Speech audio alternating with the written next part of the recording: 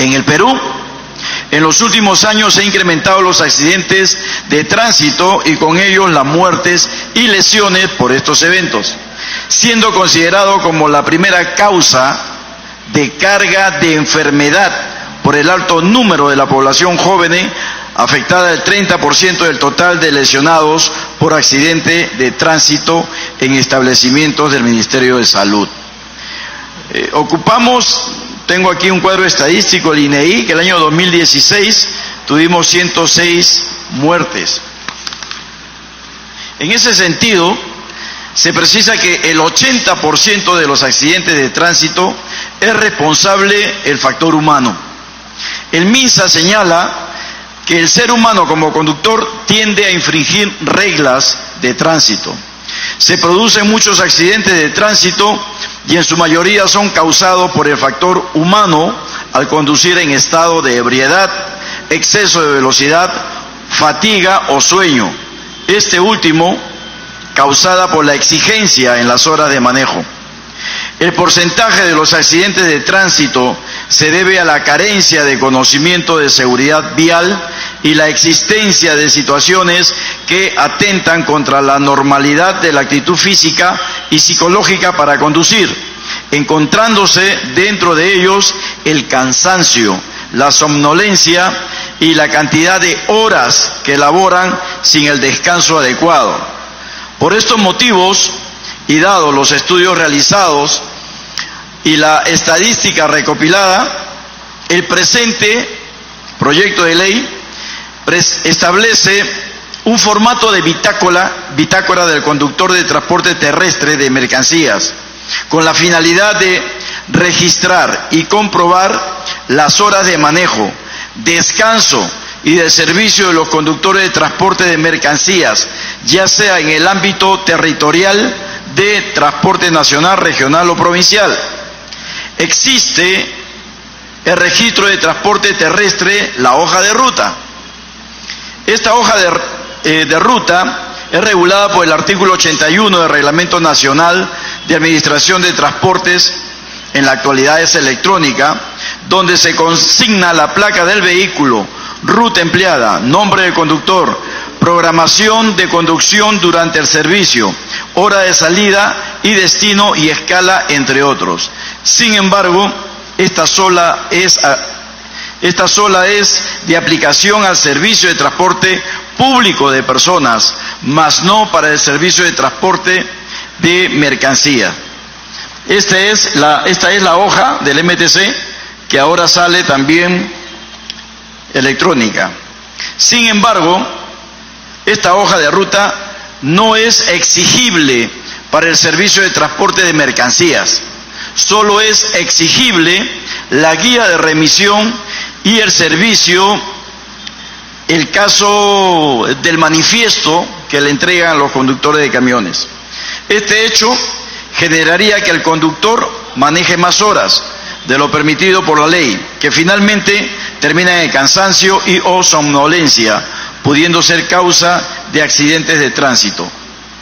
En la legislación comparada con Estados Unidos, hay una gran diferencia entre ellos y nosotros, pero vale el ejemplo, donde una de las principales preocupaciones se centra en la seguridad, para lo cual regulan las horas de servicio con el fin de mantener a los conductores cansados fuera de las carreteras. No quiere decir que estén despedidos, sino que tienen que cumplir con un horario de descanso. Por esa razón, su legislación en materia de transporte ha establecido la obligatoriedad de los conductores de camiones para llenar un logbook o un driver log.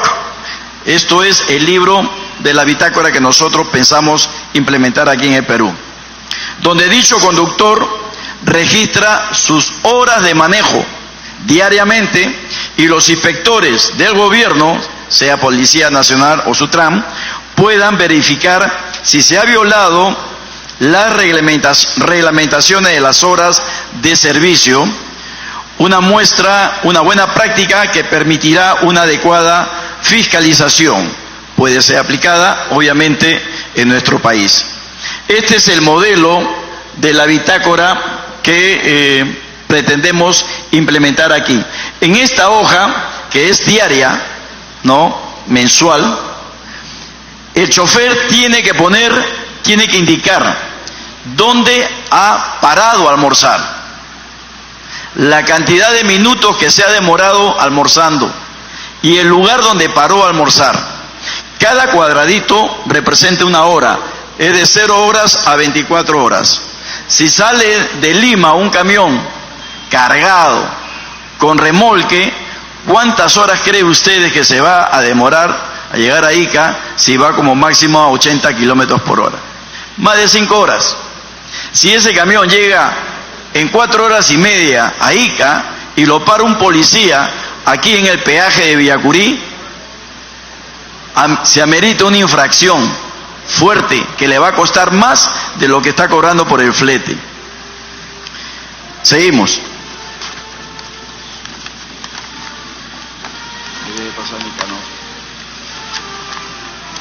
Si bien es cierto, la legislación de Estados Unidos es diferente, como yo lo dije, pero vale el hecho de poder aplicar algo similar aquí en nuestro país. En ese sentido, se propone la ley que promueva el uso de la bitácora del conductor de transporte terrestre de mercancías de ámbito nacional, regional y provincial. Artículo primero. Objetivo de la ley. La presente ley tiene como objetivo promover un formato de bitácora del conductor con la finalidad de registrar las horas de manejo, descanso y de servicio de los conductores de transporte terrestre de mercancías en el ámbito nacional, regional y provincial. Como artículo 2, lo siguiente: de la bitácora del conductor, establezcase el formato de bitácora del conductor de transporte terrestre de mercancías de ámbito territorial, nacional, regional o provincial. El formato es personal y deberá ser llenado por cada conductor que maneje la misma unidad, o sea, piloto y copiloto, quien está obligado a mantener actualizado dicho formato. Deberá contener, como mínimo, la siguiente información: nombre y apellido del conductor, nombre del segundo conductor de darse el caso, nombre de la licencia de conducir de ambos, nombre de la empresa de transporte de mercancías, fecha de manejo, número de placa del vehículo de transporte y del remolque, total de kilómetros recorridos en el día, firma del conductor que registra en el formato, total de horas conducidos en el día, otro que determina el Ministerio de Transportes y Comunicaciones. Asimismo, el formato de bitácora deberá contar con un recuadro o espacio en el que el conductor pueda marcar y señalar sus horas de conducción, horas que estuvo fuera de servicio, horas que estuvo en servicio, pero sin embargo no los tiene actualizados en la actualidad con el sistema que tenemos. Horas de manejo, horas que durmió y lugares donde el conductor inicia, se detiene y reinicia la marcha, indicando la ciudad o lugar para su debida identificación. Del mismo modo, en otro espacio se deberá consignar como observaciones las incidencias ocurridas en la ruta, como accidentes, avería, retraso imprevisto, perturbación del servicio, interrupción del tráfico o fuerza mayor, de ser el caso. El formato de bitácora del conductor estará sujeto a la fiscalización por la Policía Nacional del Perú y la Superintendencia de Transporte Terrestre de Personal, Carga y Mercancías, SUTRAN. Como disposición complementaria final, única de la reglamentación, encárguese al Ministerio de Transportes y Comunicaciones la reglamentación de la presente ley en un plazo de 60 días hábiles. Y quiero concluir con lo siguiente: podríamos evitar muchos accidentes en la carretera si es que los choferes duermen sus 8 horas antes de iniciar su labor de manejo, que es por ley de 10 horas. 10 horas de manejo diario por 8 de descanso. Sabemos perfectamente que las empresas de transporte terrestre muy conocidas aquí en nuestra ciudad obligan a los conductores a dobletear y en algunos casos también a dar una tercera vuelta. Y lo digo con propiedad, porque como ya se lo manifesté a la señora Patricia Cama en la Comisión de Transportes, conté como anécdota lo siguiente y para terminar con esto. Yo conozco a una persona que que trabajó en un condominio donde yo vivía aquí en Ica. Él es bachiller en Derecho. Por X motivo no pudo terminar su carrera, no pudo titularse y buscó trabajo donde sea. Pero este señor, antes de trabajar en el condominio donde yo vivía, trabajó en la Sutran como inspector, trabajó en una agencia de una de las más famosas y grandes empresas que tenemos acá. Cuando se dio cuenta este señor inspector de que un chofer ya iba por la tercera vuelta, le dijo que no podía seguir continuando al volante. Bueno, se quejaron, lo mandó llamar el administrador a este señor y le dijo: ya pues, compadrito, estás interfiriendo en mi trabajo. Bajó este señor a cumplir su labor. Obviamente que con esa llamada el chofer salió en su tercera vuelta y son 5 horas las que se demoran manejando. O sea, si contamos las horas de manejo, ahí van 15, pero las que tuvo que esperar despierto en algunas oportunidades, eso causa fatiga. Bueno, a este señor lo despidieron y fue a trabajar en un condominio. Eso es lo que le quería manifestar como anécdota. Muchas gracias.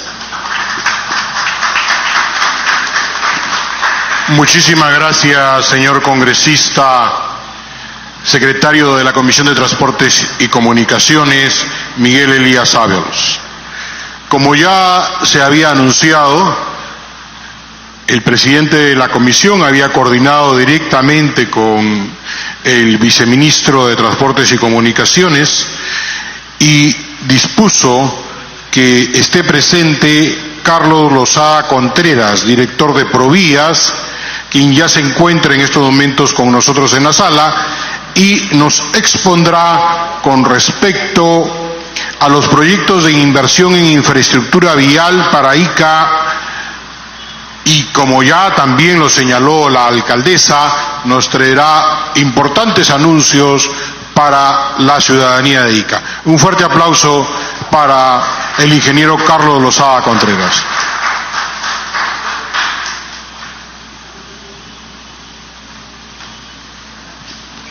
Muchas gracias. En primer lugar, agradecer a la comisión, al presidente de la Comisión de Transportes del Congreso por esta invitación. Agradecerles a todos ustedes, autoridades. El que habla es el ingeniero Carlos Lozada, soy el director ejecutivo de Provías Nacional. Y tengo el encargo de comentarles el programa de inversiones que tiene el Ministerio de Transportes en la región Ica. Sin embargo, quisiera un poco entrar en un preámbulo para entrar en contexto. El sector transportes y comunicaciones actualmente tiene una mirada integral, una mirada de competitividad del país. Y esto es a raíz del año 2015. No solamente miramos la infraestructura, sino miramos también los servicios. Y cuando juntamos la infraestructura y servicios, estamos hablando de logística de transportes. Entonces, a partir de 2015, en la cual elaboramos un plan maestro que se llamó Plan de Desarrollo de los Servicios Logísticos de Transportes, se determinó en este master plan, en este plan maestro, en la cual la mirada de transportes tenía que ser una mirada de competitividad. Y es así en la cual se priorizaron 62 cadenas logísticas, cadenas productivas: café, cacao, la alcachofa, la madera, 66 cadenas productivas en la cual prácticamente se mueve más del 95% del comercio exterior, el comercio de mercancías. Y entonces esta nueva visión logística del país permitió priorizar 22 corredores. En tal sentido, ya no solamente mirábamos una inversión pequeñas, por carreteras pequeñas, de 10, 15, 20 kilómetros, sino miramos corredores en la cual enlazamos las zonas productivas con las zonas de mercado o los puertos de salida que van hacia el exterior, ¿no?, en el marco del comercio exterior. Entonces ya es una mirada integral, multimodal. Hablamos de infraestructura en carreteras, hablamos de infraestructura portuaria y infraestructura aeroportuaria. Entonces esta mirada integral nos llevó a hacer un mapeo de cada cadena. Cuando hablo de mapeo de las cadenas, me refiero a determinar a identificar cuáles eran las zonas productivas de cada región, ver cómo se mueve ese producto, en qué vía, el estado de la vía, bajo qué modo de transporte se moviliza la carga, dónde se produce la ruptura de carga, o sea, en los puertos, si hay un puerto, aeropuerto, qué vocación tiene la carga, si es carga fraccionada, si es carga de contenedores, si es una carga cadena en frío. Se hizo todo un mapeo de las cadenas, y de tal manera de que esto permitió al sector transportes y comunicaciones a partir del 2015 poder priorizar las inversiones en corredores estratégicos de cada región. Se priorizaron 22 corredores a nivel nacional. Entre ellos, el corredor estructurante del país, obviamente, es la Panamericana. La Panamericana es un eje estructurante del país.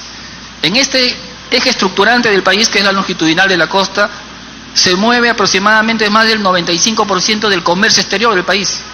Y principalmente va hacia este gran nodo logístico que es el puerto del Callao. Y asimismo tenemos desconcentrada puertos hacia el norte y hacia el sur del país. En el norte tenemos Paita y hacia el sur principalmente tenemos el puerto de Matarani y ahora que se viene consolidando el puerto de San Martín en Pisco. ¿Por qué? Porque cuando se hizo, digamos, antes de 2015, que teníamos una mirada solamente de infraestructura, prácticamente no mirábamos los servicios, mirábamos infraestructura, éramos un ministerio de obras públicas, prácticamente. Sin embargo, a partir de 2015 ya tenemos una mirada más integral de la problemática de cada región. Y es por eso que antes de 2015, el Estado, me refiero como país, apostamos por la concentración de carga. Toda la carga del país que se moviliza, estamos hablando de aproximadamente más de 250.000 toneladas diarias de mercancía que se mueven en el país, de comercio exterior, salían por el puerto del Callao. Y obviamente el objetivo de ese entonces era que el puerto del Callao sea un hub, que con el tiempo se ha podido consolidar, pero obviamente al concentrar gran cantidad de volúmenes de carga de exportación a través de contenedores, generó un impacto a la ciudad. Teníamos congestión, tráfico, polución, robo, y esto es un efecto extraportuario, es un efecto externalidad negativa. Y como el puerto no tenía capacidad de poder almacenar la cantidad de contenedores, aparecieron obviamente los almacenes extraportuarios, que obviamente esto genera un sobrecosto al exportador. Y esto, obviamente, dado esta problemática, es que a partir del 2015 se apostó por la desconcentración de carga. Y entonces ahí vienen, obviamente, la asociación pública-privadas, las APPs, en la cual iniciativas privadas portuarias, se empieza la desconcentración con el puerto de Paita, en el norte, y luego vino el puerto de Matarani en el sur, y ahora recientemente tenemos el puerto de San Martín en Pisco. Y en el interior del país tenemos el puerto de Pucallpa, que también es un puerto fluvial, que está vinculado a la carretera que es la concesión Ilsa Norte y vinculado al puerto de Paita. Entonces, esta mirada multimodal que teníamos en transportes, detectamos que habían ciertas deficiencias, sobre todo en los servicios.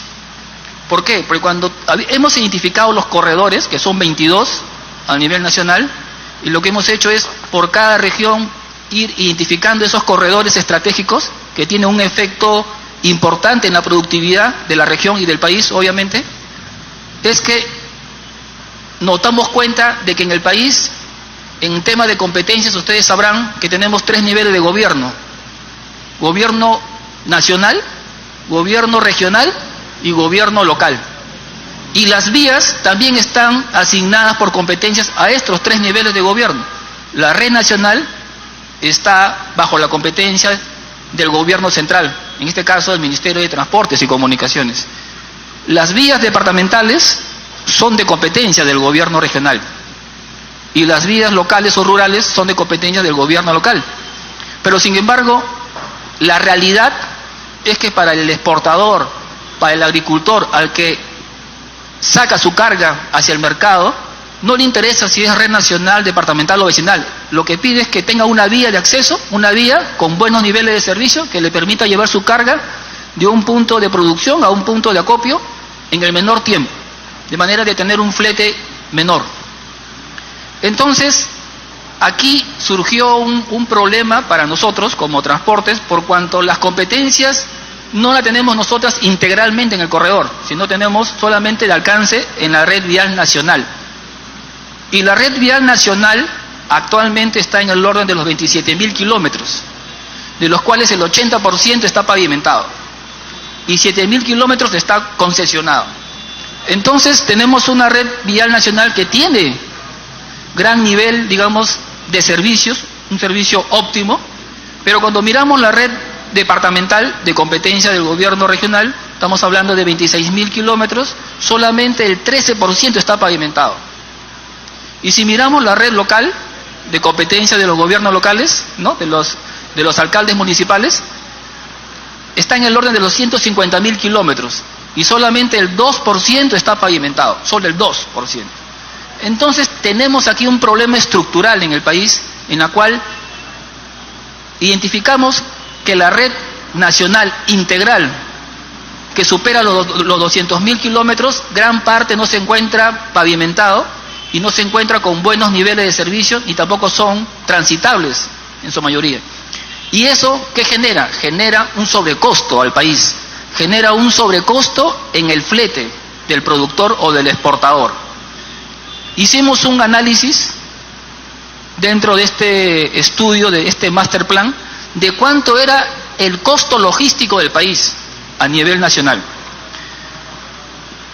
Para que lo puedan entender, el costo logístico del país, si lo vemos como un porcentaje del precio final de venta de un producto en el mercado americano, europeo o asiático, está en el orden del 40%. No, perdón, 34%. El 34% del precio final de venta de un producto es el costo logístico. ¿Y cuál es el costo logístico? Principalmente es el flete, el costo del transporte. Y si nos comparamos con países vecinos, Chile por ejemplo, el costo logístico de Chile llega al 15%. El costo promedio a nivel de Latinoamérica está en el orden del 20%. Y si nos comparamos con países americanos, asiáticos, ellos están en el orden del 9-10%. O sea, tenemos un sobrecosto logístico muy significante, en la cual nos genera y nos resta competitividad al país. Entonces, si bien es cierto, el país ha ido creciendo en sus exportaciones, ¿no? El país en los últimos 15 años ha crecido sostenidamente la economía del país.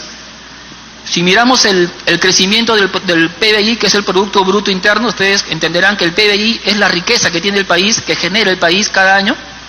En el año 2000, el PBI estaba en 50.000 millones de dólares. 50.000, en el año 2000. En el año 2005 ya estaba en 100.000. Ahora estamos en 200.000 millones de dólares, el PBI.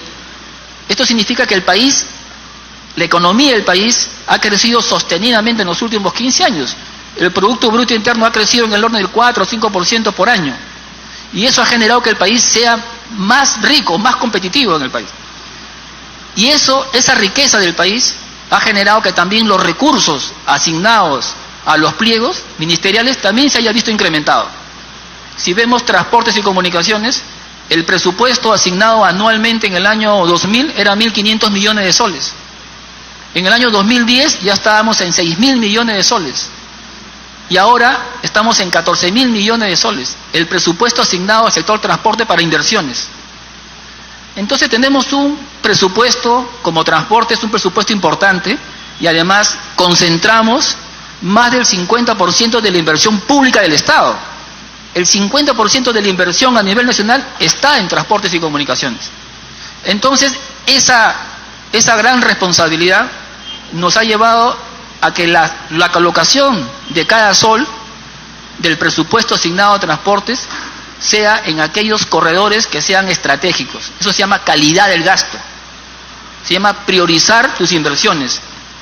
Entonces, cuando en el 2015 teníamos el mapa del Perú, ¿no?, y mirábamos cómo estaban las inversiones, veíamos que las inversiones de ese entonces estaban atomizados en puntitos a nivel nacional y no veíamos una lógica de asignación de recursos. Y era porque simplemente la inversión del Estado en transportes antes del 2015 era por demanda. Venía una autoridad a pedir un proyecto, ¿no?, al sector transportes, y obviamente el funcionario responsable tomaba, digamos, esa necesidad de la autoridad y lo ingresaba al sistema de inversión pública, al SNIP. Se hacía el perfil, se hacía la prefactibilidad, la factibilidad, se hacía el definitivo y luego la obra, ¿no? Pero eran asignaciones así sin ninguna lógica.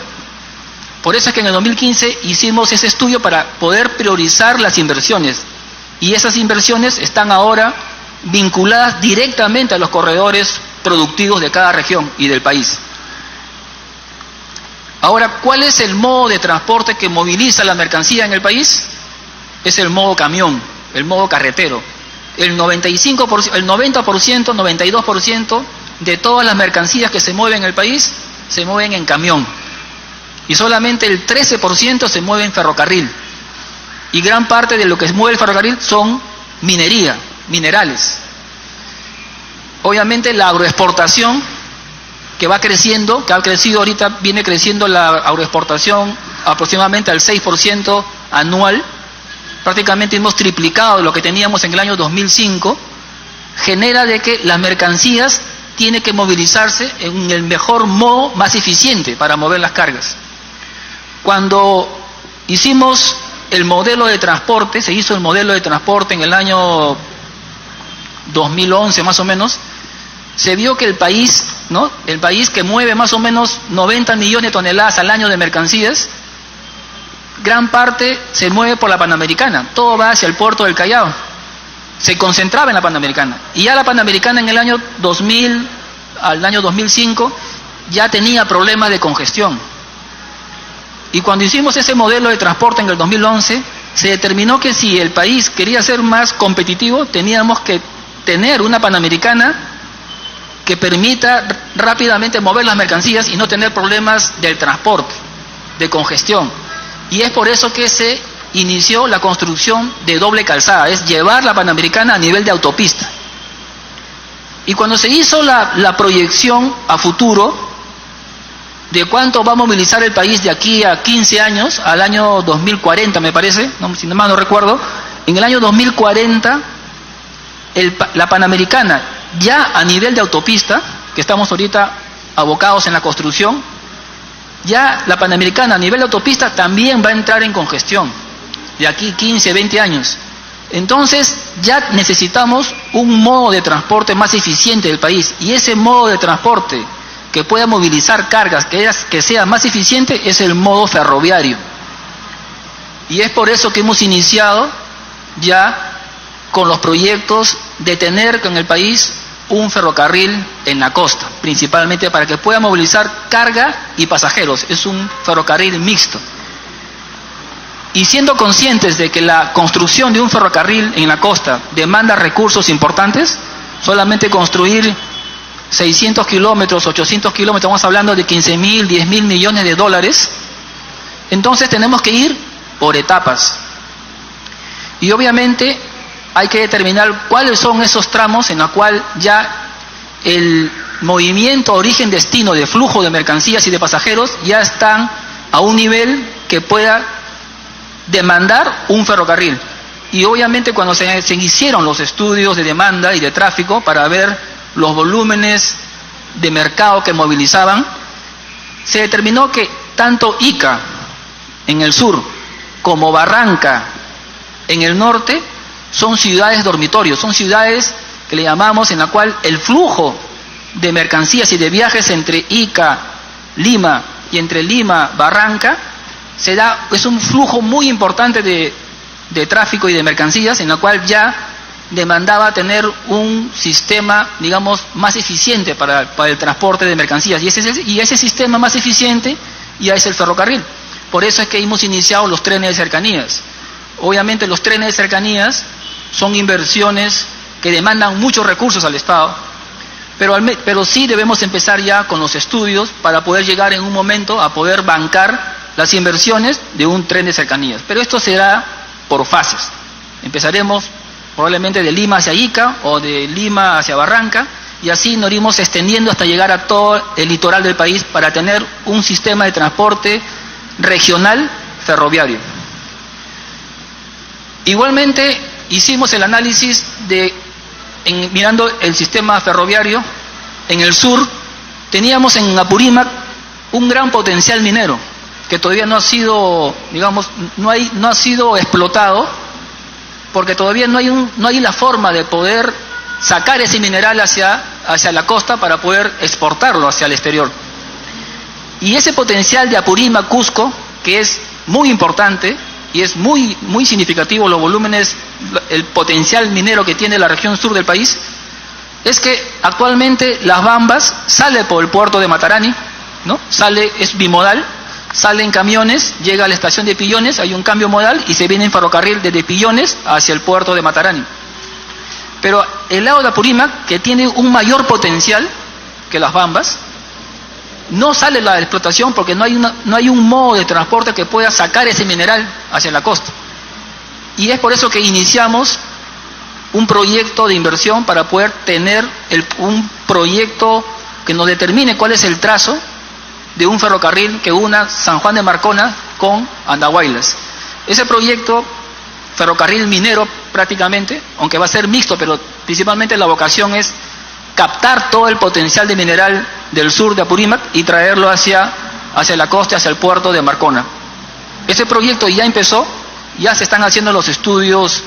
Ustedes saben que en el país los proyectos de inversión tienen que pasar por una fase de un sistema de inversión pública. Ahora tenemos el Invierte.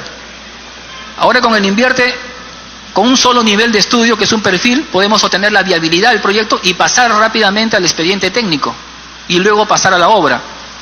Estamos haciendo el estudio de preinversión, ¿no? Es un proyecto que demanda también, solo el estudio de un ferrocarril demanda muchos recursos. Estamos hablando de más de 15 millones de soles, solamente el estudio de preinversión. Pero con ese estudio de preinversión nos va a determinar el trazo, que es lo primordial, cuál es el trazo de ese futuro ferrocarril minero, y segundo, cuáles son los niveles de inversión que se requieren.